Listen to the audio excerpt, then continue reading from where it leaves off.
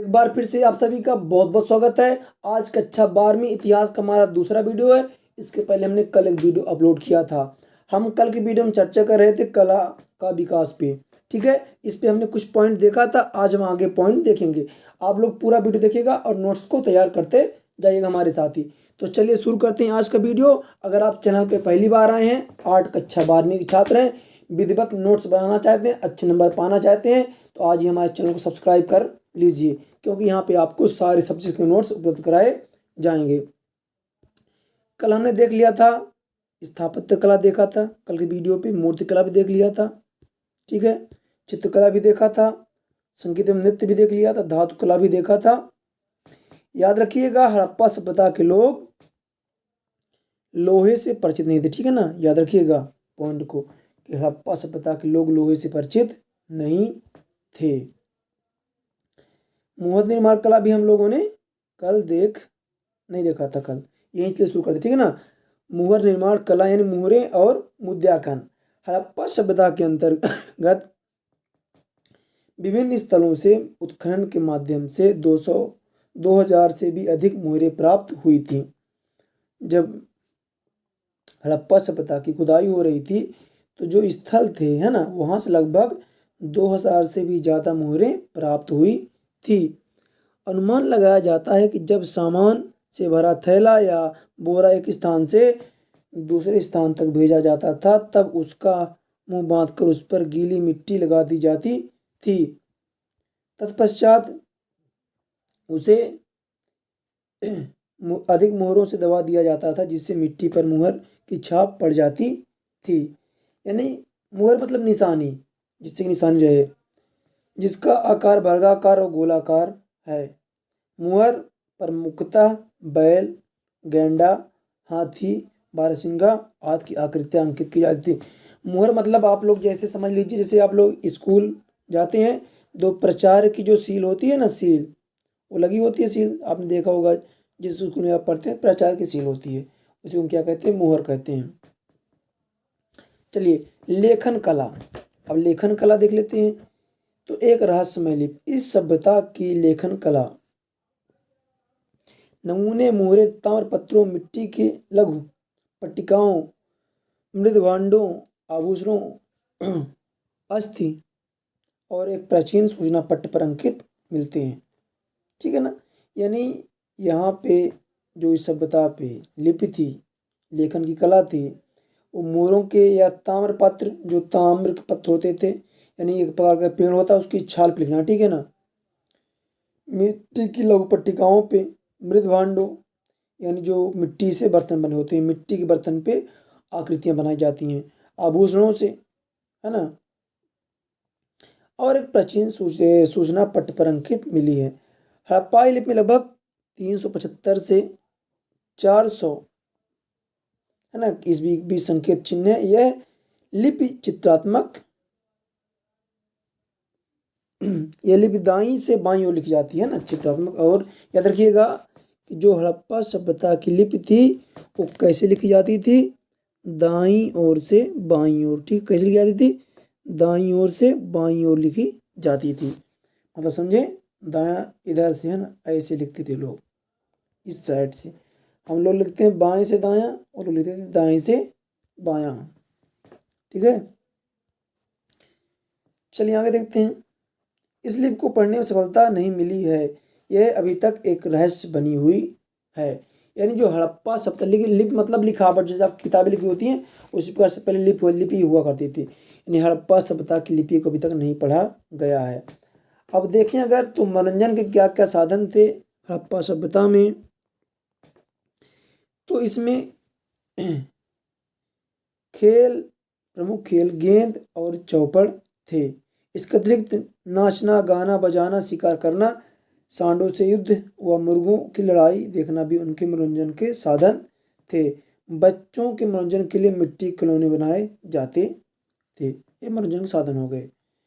फिर गृहस्थी के उपकरण क्या क्या थे, चलिए देख लेते हैं गृहस्थी के उपकरण हम लोग। तो इसमें आपका आ जाएगा, इसमें आपका जाता है हड़प्पा सभ्यता के लोग घरों में उपयोग आने वाली विभिन्न वस्तुओं का प्रयोग करते थे जो मिट्टी, पत्थर, हाथी दांत, तांबे और कांसे से बनाई जाती थी। तस्तरियाँ, कटोरे, घड़े, सुराही, लकड़ी की कुर्सियाँ, चारपाई, हाथी के दांतों की सुइयाँ और कंघे, आरी, तांबे और मिट्टी के दीपक आदि विभिन्न वस्तुओं का प्रयोग किया जाता था। ठीक है। अब बात करें अगर औषधियों की, तो ये लोग शिलाजीत का प्रयोग जानते थे। कुछ पशुओं की हड्डियों तथा वृक्षों के पत्तों व छालों को औषधियों के रूप में प्रयोग करना भी उन्हें आता था। एक तो जानते थे, शिलाजीत जानते थे, और पशुओं की हड्डियों तथा वृक्षों के पत्तों का व छालों को औषध के रूप में, दवाई के रूप में प्रयोग करते थे। अब चलते हैं आगे। समाज में सामाजिक आर्थिक भिन्नताएं, यानी जो हड़प्पा सभ्यता थी, तो क्या इस समाज में आर्थिक और सामाजिक भिन्नता थी कि नहीं थी? तो प्राप्त साक्ष्यों के आधार पर विद्वानों का मानना है कि हड़प्पा सभ्यता का समाज संभवतः 3 वर्गों में विभाजित था। ठीक है, 3 वर्गों में बटा था। प्रथम विशेष वर्ग जो दुर्ग से जुड़ा हुआ था, द्वितीय संपन्न मध्यम वर्ग, और आपका तृतीय आर्थिक दृष्टि से अपेक्षाकृत दुर्बल वर्ग जो नगर के निचले भाग में रहता था। अब चलिए अगर हम बात करें जो सामाजिक आर्थिक भिन्नताओं को जानने के लिए 2 विधियां रहीं। एक रहा शवाधान। शवाधान का मतलब होता है जहाँ पे सबको दफनाया जाता था। तो हड़प्पा सभ्यता में मृतकों को समान रूप से गड्ढों अथवा गर्तों में दफनाया जाता था। इन गर्तों की बनावट सामान्य थी, किंतु कुछ शवाधानों की सतहों पर ईंटों की चिनाई की गई थी, क्योंकि संभवतः ईंटों की चिनाई वाले गर्त उच्च अधिकारी वर्ग अथवा संपन्न वर्ग के समाधान रहे होंगे। यानी जो सब थे उनको रखा गया था। यानी वैसे नॉर्मल होते थे, लेकिन कुछ में ईंटों की चिनाई की जाती। मतलब ये कहने का मतलब ये है कि जो बड़े लोग रहे होंगे या सरकारी नौकर रहे होंगे या संपन्न परिवार के रहे होंगे, उनको इस तरह से दफनाया गया होगा। सब समान रूप से उत्तर दक्षिण दिशा में रखकर दफनाए जाते थे। कैसे रखते थे? उत्तर दक्षिण दिशा में। 1980 के दशक में हड़प्पा के कब्रिस्तान में हुए उत्खननों में एक शवाधान से पुरुष खोपड़ी के साथ एक ऐसा आभूषण मिला जिसे शंख के 3 छल्लों, जेस्पर के मनकों और सैकड़ों अन्य मनकों से बनाया गया था। हड़प्पाई समाज में सबका अंतिम संस्कार विभिन्न तरीकों से किया जाता था। अब विलासिता की वस्तु, ये तो हो गया कि भाई किस तरह दफनाया गया या सावधान किया गया। विलासिता की वस्तुओं खोज। पुरातत्वविद विलासिता की वस्तुओं में उन वस्तुओं को मानते हैं जो दुर्लभ हो अथवा महंगी हो, या फिर स्थानीय स्तर पर न मिलने वाले पदार्थों से अथवा जटिल तकनीक से बनी। उदाहरण फायांस। ठीक है, के छोटे पात्रों को विलासिता की वस्तुओं के अंतर्गत रखा गया था। ये पात्र कीमती माने जाते थे क्योंकि इन्हें बनाना कठिन था। इसी प्रकार से सोना भी संभवतः दुर्लभ एवं मूल्यवान वस्तु समझा जाता था। चलिए अब देखते हैं हड़प्पा सभ्यता का धार्मिक जीवन। क्या उनका जीवन था? तो हड़प्पाई समाज में मातृ देवी पूजा, शिव पूजा, योनि पूजा, पशु पूजा, सूर्य पूजा एवं वृक्ष पूजा प्रचलित। याद रखिएगा कि हड़प्पाई समाज में मातृ पूजा, शिव पूजा, योनि पूजा, पशु पूजा, सूर्य पूजा एवं वृक्ष पूजा प्रचलित थी। मातृ पूजा में क्या आता है? तो मातृ देवी हड़प्पा सभ्यता के लोगों की प्रधान देवी थी। हड़प्पा सभ्यता के लोग मातृ देवी को संपूर्ण लोक की जननी एवं पोषिका मानते थे। सब कुछ किसको मानते थे? वो लोग मातृ देवी को मानते थे। संभवतः मातृ देवी की पूजा के समय बलि भी दी जाती थी। ऐसा मानना था लोगों का कि जब मातृ देवी की पूजा होती थी वहाँ पे बलि दी जाती थी। आगे बढ़ें। शिव पूजा। हड़प्पा सभ्यता की खुदाई में एक ऐसी मूर्ति प्राप्त हुई है जिससे शिव पूजा की जानकारी मिलती है। इस मूर्ति में एक पुरुष देवता को उच्च सिंहासन पर योगासन की मुद्रा में बैठा हुआ दिखाया गया है, जिनके 3 मुख व 3 नेत्र हैं। शिव हड़प्पा सभ्यता के प्रमुख देवता थे। ठीक है, कैसे पता चला? एक मूर्ति से पता चला। मूर्ति को उच्च सिंहासन पे योगासन पे बैठाया गया, जैसा कि शिव जी भी योग करते थे और उनके भी 3 मुख और 3 नेत्र थे। आप सबको पता है ना कि शंकर जी के 3 नेत्र थे, है ना। तो उसी तरह से चलिए आगे बढ़ते हैं। योनि पूजा, उत्खनन से प्राप्त अनेक छल्ले प्राप्त हुए हैं जो सीप, मिट्टी और पत्थर आदि के बने हुए हैं। कुछ इतिहासकारों का मानना है कि ये छल्ले देवियों के योनि के प्रतीक थे जिनकी पूजा की जाती थी। चलिए आगे बढ़े। पशु पूजा, विद्वान इतिहासकार अर्जेंट मैके विचार है कि हड़प्पाई लोग नाग, कबूतर, बकरा, बैल आदि पशुओं की पूजा करते थे। सूर्य पूजा, प्राप्त कुछ मुद्राओं पर सूर्य के चिन्ह अंकित मिले हैं जिससे यह अनुमान लगाया जाता है कि हड़प्पाई लोग सूर्य पूजा करते थे। वृक्ष पूजा, यह माना जाता है कि हड़प्पाई लोग नीम, खजूर, शीशम आदि वृक्षों की पूजा करते थे। संभवतः पीपल सर्वाधिक पवित्र वृक्ष माना जाता था। अब मृतक संस्कार, हड़प्पा सभ्यता के लोग मृतक संस्कार के लिए 3 प्रकार की विधियां अपनाते थे। पहला, मृतकों को ज्यों का त्यों दफनाना, यानी वो जैसा था उसी तरह सीधे से दफना दे। दूसरा, मृतक को पहले पशु पक्षियों का आहार बनने के लिए खुले पे छोड़ना और फिर उसकी अस्थियों को दफनाना। पहला तो जैसे मर गया दफना दो, दूसरा क्या था कि जंगल पे या कहीं बाहर छोड़ जिससे लोग पशु पक्षी उसको खा सकें, फिर जो हड्डी बचे उससे दफना दो। तीसरा, मृतक को जलाकर उसकी राख वस्तुओं में भरकर भूमि में गाड़ना। मृतक को जला देते थे, जो उसका राख अस्थियां रहती थी उन्हें कलश में भर के जमीन पे गाड़ देते थे।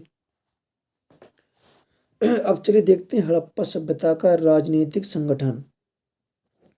हड़प्पा सभ्यता के राजनीतिक संगठन के विषय में विभिन्न मत प्रतिपादित किए हैं। हड़प्पा सभ्यता के शासन का स्वरूप चाहे जो भी हो, लेकिन यहाँ का प्रशासन अधिक कुशल एवं उत्तरदायी था, याद रखिएगा। और जो इसके आपके क्वेश्चंस हैं उनके भी मैं आपको आंसर जल्द लेके आऊँगा, ठीक है। तो आपको परेशान की जरूरत नहीं है। आप जो टिप भी मैं लाऊंगा और IMP क्वेश्चन भी लाऊंगा, यानी आपकी परीक्षा की संपूर्ण तैयारी मैं कराऊंगा। बस आप लोग थोड़ा सपोर्ट करिए, वीडियो को ज़्यादा ज़्यादा दोस्तों पर शेयर करें और चैनल को सब्सक्राइब कर लें। तीसरा, हड़प्पा सभ्यता के अंतर्गत सुनियोजित नगर, योजनाबद्ध निर्माण, अच्छी सड़कें, स्वच्छता एवं जल निकासी की समुचित व्यवस्था, उन्नत व्यापार, विकसित उद्योग धंधे, माप तौल के एक रूप मानक आदि से स्पष्ट होता है कि हड़प्पा के शासक प्रशासनिक कार्यों में विशेष रुचि लेते थे। यानी ज़्यादा इम्पोर्टेंट आपका नहीं है। फिर आता है हड़प्पा सभ्यता का विनाश। ये आपका देखते हैं कि हड़प्पा सभ्यता का विनाश कैसे हुआ। अनेक विद्वानों ने कल्पना और अनुमान के आधार पर हड़प्पा सभ्यता के विनाश के कई कारण बताए हैं। पहला देखते हैं बाहरी आक्रमण। पहला यहाँ पे देखें तो अनेक विद्वानों का अनुमान है कि किसी बाहरी जाति के आक्रमणकारियों ने इस सभ्यता का विनाश किया। लोग क्या मानते हैं कि जो बाहरी जाति के लोग थे उन्हें आक्रमण करके इस सभ्यता का विनाश कर दिया, वहाँ के लोगों को मार दिया। किंतु यह मत उचित प्रतीत नहीं होता, क्योंकि उत्खनन में जो अस्थियां प्राप्त हुई हैं वे एक नस्ल की हैं। यदि बाहरी आक्रमण हुआ होता तो आक्रमणकारी भी मारे जा गए होते, उनकी भी अस्थियां मिलती। यानी हड़प्पा सभ्यता पे उस स्थल पे जब खुदाई की गई तो एक ही तरह के लोग मिले। अगर हमला होता है तो जानते जब युद्ध होता है तो दोनों पक्ष के लोग मारे जाते हैं, बट ऐसा नहीं हुआ। दूसरा, जलवायु परिवर्तन। विद्वानों का अनुमान है कि जलवायु परिवर्तन के कारण सभ्यता का विनाश हुआ है। प्रारंभ में सिंधु प्रदेश में वर्षा प्रचुर मात्रा में होती थी, किंतु कालांतर में वर्षा कम होने लगी और धीरे धीरे प्रदेश रेगिस्तान बन गया, अतः नगर उजाड़ हो गए। कहने का मतलब ये है कि देखिए जैसे हमारे यहाँ है, आपके यहाँ है, अगर बारिश होगी तो खेती होगी, अन्य चीज़ें होंगी। अगर बारिश ना हो तो वहाँ पे धीरे धीरे क्या हो जाएगा, सूखा घोषित हो जाएगा, राजस्थान बन जाएगा। जब खाने की चीज़ें नहीं रहेंगी तो क्या होगा, लोग वहाँ से पलायन कर जाएंगे। तीसरा, बाढ़। कुछ विद्वान मानते हैं कि सिंधु तथा इसकी संग नदियों की बाढ़ों ने मोहनजोदड़ो तथा हड़प्पा नगरों का विनाश करा और कुछ मानते हैं भूकंप के कारण इस शहर का विनाश हो गया। सबका अपना मत है। अब आते हैं हड़प्पा सभ्यता की खोज। आखिर हड़प्पा सभ्यता की खोज कैसे हुई? तो चलिए इसको देखते हैं। तो भारतीय पुरातात्विक सर्वेक्षण के पहले डायरेक्टर जनरल कनिंघम ने 19 शताब्दी के अंत में पृथ्वी उत्खनन प्रारंभ किया। किसने इसे प्रारंभ किया था? कनिंघम ने। ठीक है। फिर हड़प्पा सभ्यता की खोज में राय बहादुर शाही तथा राखालदास बनर्जी का महत्वपूर्ण योगदान रहा। ये सारी चीज़ें आपकी यहाँ पे तो आपका होगा, ठीक है ना, ये पहले बता चुका हूँ मैं। अब देखिए अगला वीडियो जो आपका आएगा वो अध्याय 2 का आएगा, ठीक है ना। अध्याय 1 हो चुका है, इनके मैं क्वेश्चन भी आपको बहुत जल्दी लेके आऊँगा। अब देखिए आपकी संपूर्ण नोट्स तैयार है, ठीक है ना, आपको टेंशन लेने की कोई ज़रूरत नहीं है। आप यहाँ देख सकते हैं आपकी नोट्स जो है बढ़िया तरीके से तैयार कर दी गई है, ठीक है। तो आप लोग वीडियो ज़्यादा से ज़्यादा शेयर करिए, है ना। जैसे 1000 व्यूज हो जाएंगे इस वीडियो पे, मैं आपको इसका PDF प्रोवाइड करा दूंगा। आप लोग जल्दी जल्दी दोस्तों पे शेयर करें, ठीक है। मिलते हैं आपसे अगले वीडियो पे, है ना। पूरा आपके लिए मैंने तैयार कर दिया है, आपको चिंता कोई ज़रूरत नहीं है, सब कुछ आपको मैं करवा चुका हूँ, पूरा नोट्स आपका तैयार है। तो जैसे जैसे आप लोग जुड़ते जाएंगे तो वीडियो ज़्यादा लंबे होते जाएंगे। कमेंट करके आप जरूर बताइए कि वीडियो आपको कैसा लगा। मिलते हैं आपसे अगली वीडियो पे।